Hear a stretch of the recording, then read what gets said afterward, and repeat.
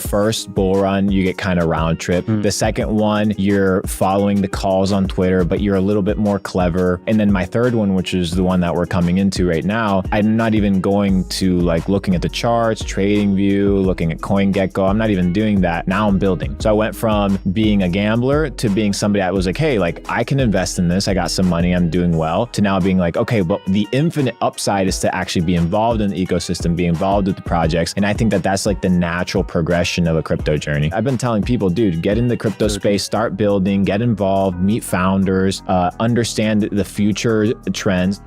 It's understanding that, first of all, you're not always going to catch the bottom and you're not always going to sell the top.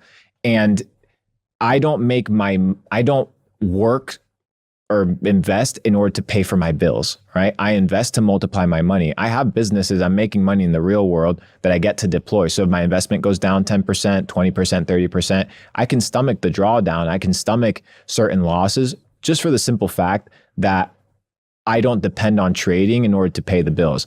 And if you're going to trade out of a place of desperation, you're always going to get fucked. Yeah, absolutely. Absolutely. So you said you're doing this sort of swing trade, right? 1, 2, 3 years. In the crypto context, probably is going to be like a year and a half, 2 years swing trade. And that's a really interesting one because you said, I think it was on a podcast I saw, you said, I bought crypto, I made my money, I sold, right? Which sounds so simplistic, but most people in crypto in their first cycle, they make shitload of money and then they round trip everything and they get wrecked, right? Yeah. And so you have this like very simplistic, almost cold, rational approach to crypto instead of following the traditional, we're all going to make it, hodl, and then you get fucked. Can you tell us more about your approach, how you approach the crypto cycles to minimize the chances of round tripping all the money you made and get wrecked? Well, I got round tripped in 2017, right? So I did We'll get there. I did 160 or 180x and I lost it all. And at the top, I was out here pooling loans. I went savage, right? And I did it the wrong way. And I was like, I'm not doing this again, but crypto is going to come back. So what do I have to do? I just have to have more money in order to deploy it. So I bought Ethereum during the COVID crash. It just made complete sense. I bought Bitcoin during the COVID crash. And then I started playing because I was involved in DeFi summer of 2019. I said, bro, DeFi is going to go crazy because I was part of the ETH ICO or the ICOs on the Ethereum chain in 2017, where basically you had the MetaMask and you would have to send ETH to an address and you would get their tokens in return. That was kind of how ICOs worked. So when, smart contracts started rolling out, DeFi started rolling out, I'm like, whoa, I'm going to pay attention to this thing. And then obviously I just happened to be in Clubhouse when CZ was talking about PancakeSwap and the Binance Smart Chain and how he wanted to compete with Ethereum. And then this motherfucker had beef with the founder of Uniswap. And I'm like, bro, when CZ's got beef with somebody, he's going to try and take them down. And what vehicle was the competition to Uniswap? PancakeSwap. So I just made a very big purchase of PancakeSwap, purchased 1% of the supply, and it worked well.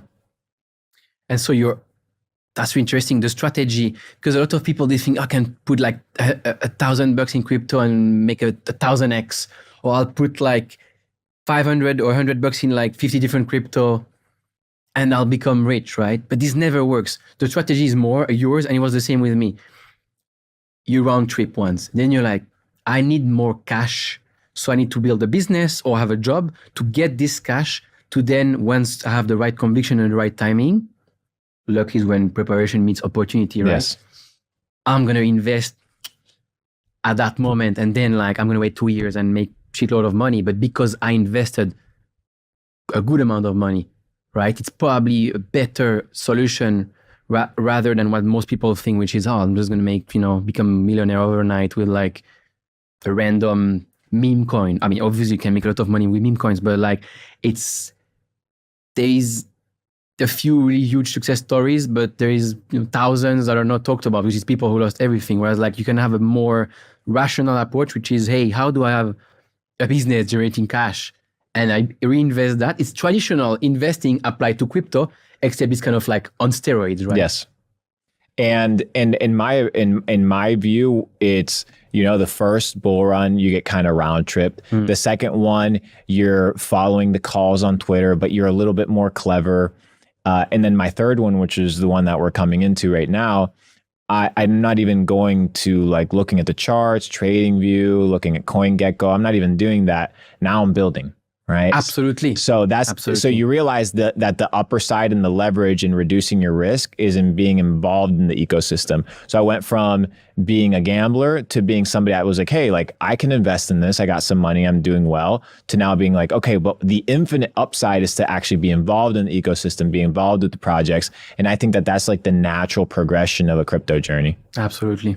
And but here's the thing. The thing I love about crypto is that the upside is so good for the amount of effort and work that people put in, because it's the highest leverage. It's the leverage is ever. Unbelievable, dude. You could be a VA on a Discord server and be absolutely loving your job, making money, getting alpha, getting calls, getting integrated with communities, getting exposed to new projects. The upside is so great when the time is right.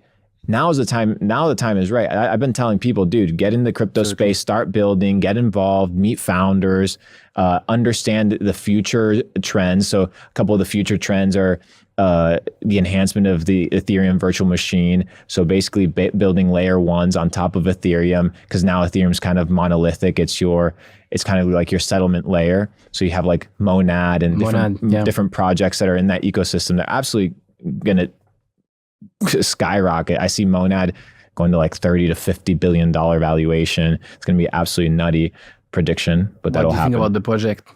It's top tier. Why? The founders, bro, they understand what people want in crypto. People want high frequency trading with no fees, with low fees. So they created an ecosystem where they can bundle all of that and then deploy it to your settlement layer. And now instead of having everybody pay fucking $100 worth of ETH in order to have a transaction go through, now you create an experience that is actually nice.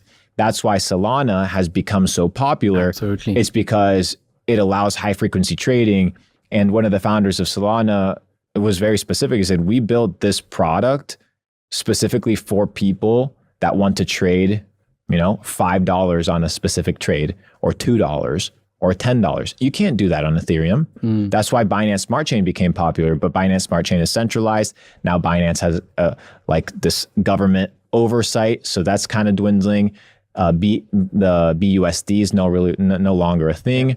So now you have Solana taking over. Solana is absolutely crushing, not only because of Solana, but because they've done really good at building products around it, like the Phantom wallet, which is the best wallet that exists right now. You have Jupiter Exchange, which is kind of like your ability to trade in the best DeFi format possible. So now you see a lot of people that are making crypto relevant to what people actually want. The reason Robinhood was dope was because you could hop in there on your phone and in 10 minutes buy a stock. Absolutely. User experience, which in crypto is so bad.